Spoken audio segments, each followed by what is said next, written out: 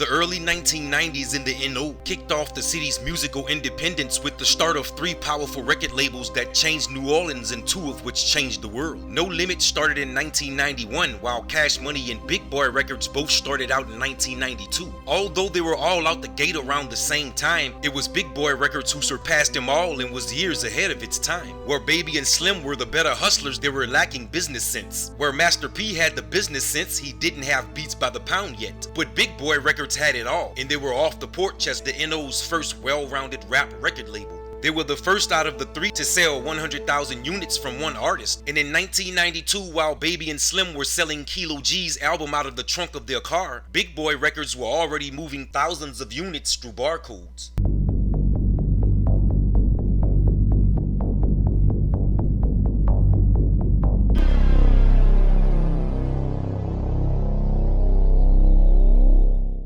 Big Boy Records was established in 1992 by owner Charles Big Boy Temple and his producer Leroy Precise Edwards, and their first signee was a local rapper by the name of Sporty T, who was formerly a member of the rap group The Ninja Crew. I be from the Calio by my boy Lil Bruce, another uptown brother with all the juice. The label's first release was Sporty T's Sporty Talkin' Sporty, which was a bounce record that only sold 4,000 copies. Not a lot, but was enough to know they were on the right track. By mid-1992, the label began their takeover by seeking out and signing the city's best talent, and their second stop was the 17th Ward, where they signed a talented young group by the name of Partners in Crime. Up early in the morning, I jump Shaiba. Partners in Crime, or PNC, is a talented duo from Holly Grove, New Orleans, and in 1994 took Big Boy Records to new heights with the release of their first single titled Let the Good Times Roll. The brother used to have fun, now in 94, everybody wants to throw the gun. Partners in Crime had opened the gates to the label's newest venture, a West Bank artist by the name of G Slim. What's up, J-Dog?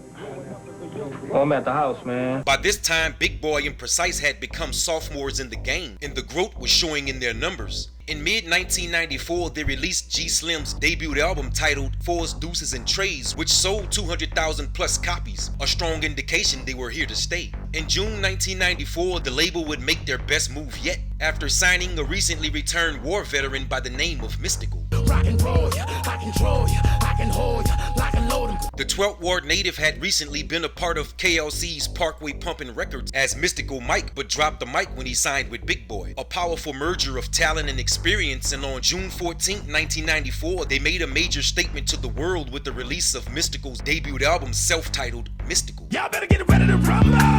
Got around like a tumble. Mystical, the album, sold 300,000 plus units and was the label's first major success. All through the 1990s, Big Boy Records led the bouncing music hip-hop industry in New Orleans, but by 1995, the Williams brothers had evolved into powerful businessmen themselves, with one great advantage: they could hustle. Too many player hates in this world. That's why we ride through this world with the black girl. As hustlers, if you're gonna take over the game, the first order of business is to get rid of any competition, and as far as Cash Money was concerned, Big Boy Records was in the way. By 1995, the labels were at verbal war that started after Mystical said, Never go bounce, never go.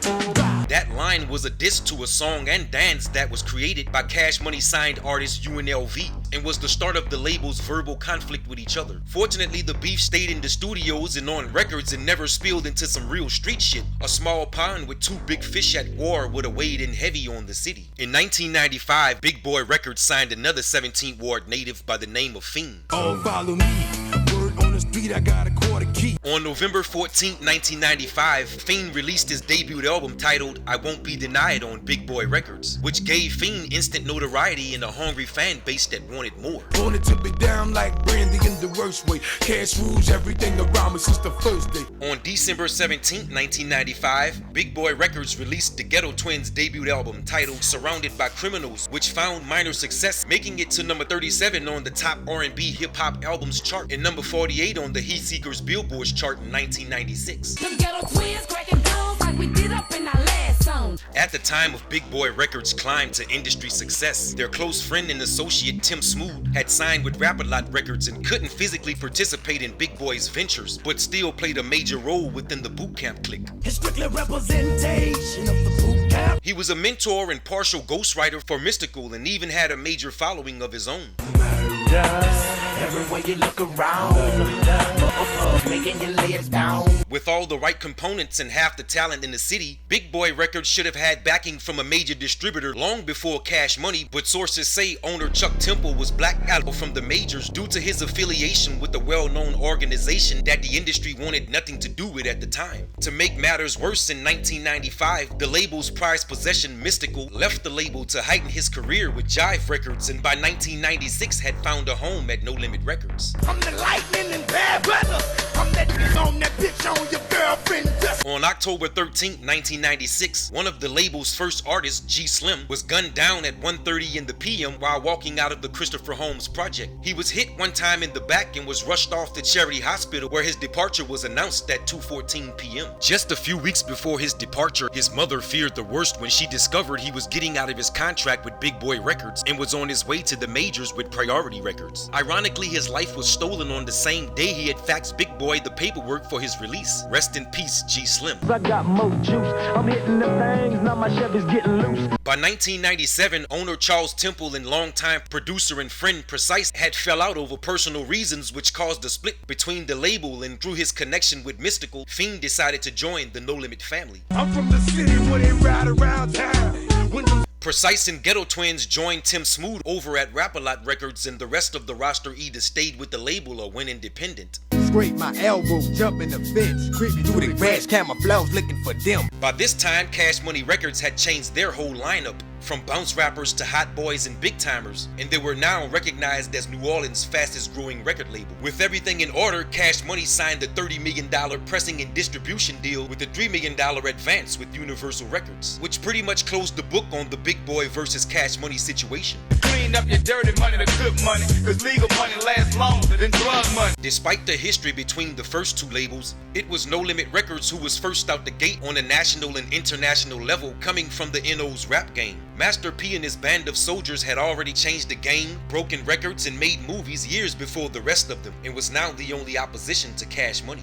Definitely, I gotta take my hat off to Cash Money. Calio Magnolia. One of the most interesting stories after leaving Big Boy Records was Sporty T's. Sporty T released at least 10 albums before leaving, and sources say he tried his hand with Cash Money Records for a short period of time, but it didn't work out between him and the Birdman, so he left and partnered up with Cash Money's rival, No Limit Records. Although Sporty T never signed with No Limit, his new venture was being backed by Master P. This the one they call Woody. Stop saying nothing changed. Sporty T started a campaign that took major shots at the Cash Money camp, mainly Juvenile and Birdman. I'm on top handling business. You wanna beef? Bitch, you ain't heard I was in it. Sporty T continued his reign, but never got a response from a Cash Money member. A few years after it all died down, a New Orleans news report said unknown gunmen toting an AK-47 opened fire on the exterior of a trailer home in Gentilly, killing a former rapper who was sleeping inside. The rapper was Sporty T. Man, welcome to New Orleans, because Big Boy Records is back in the building.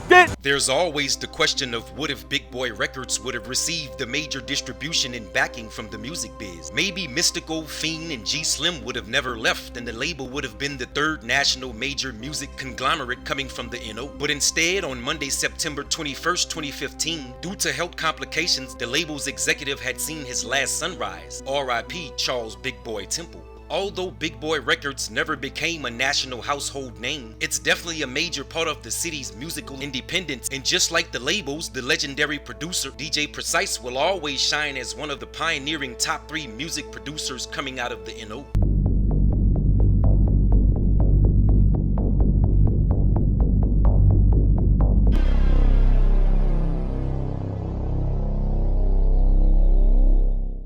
Despite the friction between the labels, many of the artists have put their differences aside and some even work together. BG and Soulja Slim had merged companies and was about to take off, while Mystical, who was originally signed to Big Boy, then No Limit, ended up siding with his original rivals, Cash Money Records. Mystical, what's poppin'? Welcome to the team. Although Cash Money and No Limit are still relevant in the game, neither of them are still with their original teams, and most of the artists have left the game. After several years as oppositions, Juvenile and Birdman recently began to make moves once again. I pull up in that 240 on the dash. Although there's still many talented artists coming out of the NO, there's not another label to do it like the Founding Three. But just like the river, talent flows through the city like water and continues to stay relevant in the music biz.